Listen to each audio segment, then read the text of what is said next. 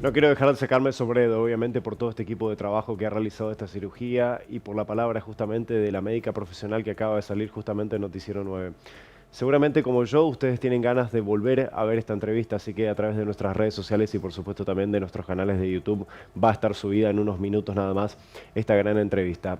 Presten atención a la importancia que le da a la salud pública de la República Argentina y al gran trabajo que realizan los médicos en el Hospital Garrahan de la Ciudad de Buenos Aires y sobre todo eso, ¿no? Federalizar la salud pública para toda la República Argentina. Bueno, vamos a cambiar completamente de tema y de información, vamos a abocarnos a lo que hemos venido aquí, o a lo que ha venido, mejor dicho, Francisco Tete Romero con su columna habitual de Cultura Club. Francisco, buenas tardes, ¿cómo estás? Gracias por venir. Muchas gracias a vos y hoy en 5 placas vamos a conmemorar, porque estamos cerca del aniversario, un doble acontecimiento histórico que pasó en el impenetrable.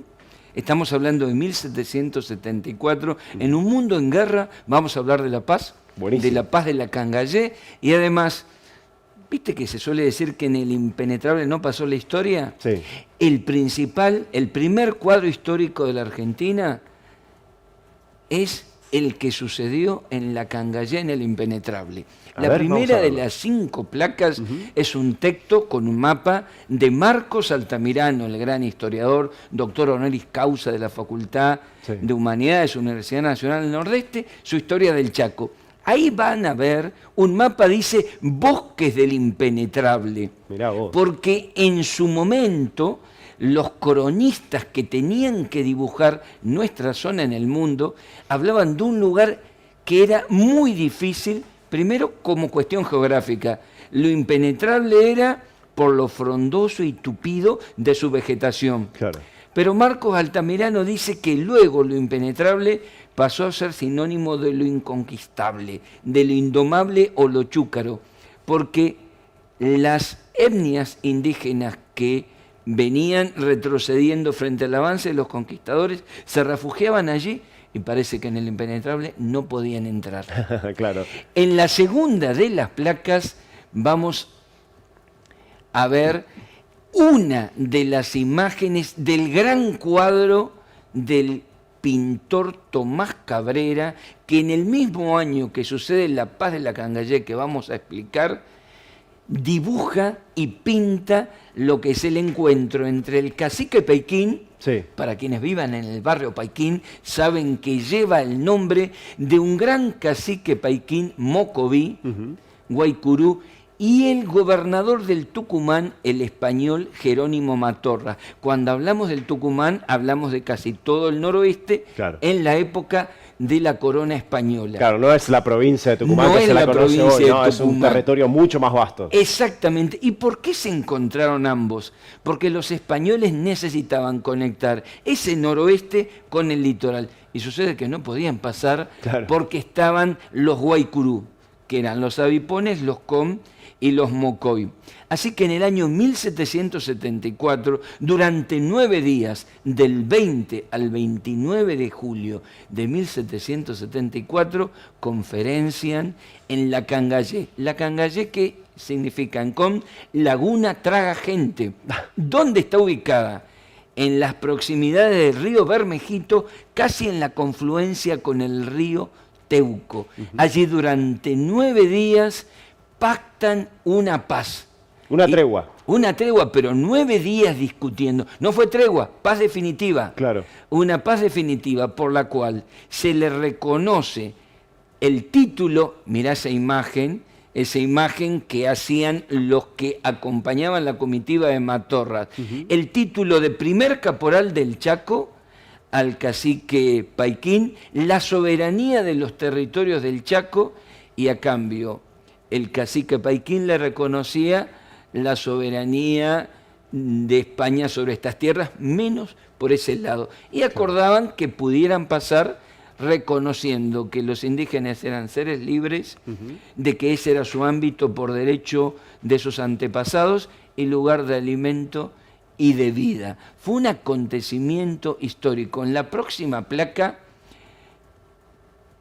podemos ver algunos de los textos de Marcos Altamirano que habla de los términos de esa paz, y en la última de las placas vamos a detenernos con esa joya. ¿Qué es eso? A ver, Tomás, ¿qué es eso? Mira, eso se llama en la historia del arte barroco americano. Resulta que cada vez que había un cronista que acompañaba a algún gobernador, también había un dibujante. Y Claro. Julio, Lo que hoy vendría a ser un fotógrafo. un digamos. fotógrafo, pero no había fotógrafo. El actual CM, digamos. El actual CM.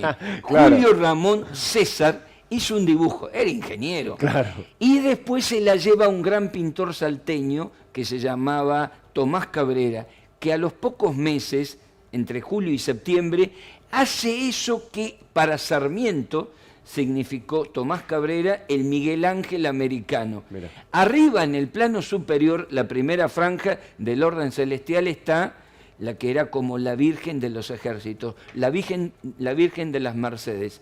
Mano derecha, San Bernardo de la Paz, mano izquierda, San Francisco de Paula. En el medio está el campamento indígena, el campamento de los soldados de Matorras y la flora y la fauna del impenetrable, segunda franja del centro. Claro. Y en la tercera está el encuentro, porque se llama el cuadro Encuentro de Paz entre el gobernador Matorras y el cacique Paiquín. Están los caciques que acompañan a Paiquín y están los frailes y los militares que acompañan a Matorras. Claro. Le entrega un bastón labrado en oro, y tan importante es esa paz que casi duró 70 años, y en todas las comunidades colindantes el acta de la paz figuraba como un acta capitular. Ajá. Pero además tenemos que decir que el primer cuadro histórico nacional que hoy está en el Museo Histórico Nacional es sobre tema chaqueño, y sucedió en el impenetrable, barroco americano, y en tiempos de guerra, fíjate lo que está pasando en el mundo, y cuando tenemos una imagen por ahí de la incultura, la barbarie de los pueblos originarios, fíjate, 9 días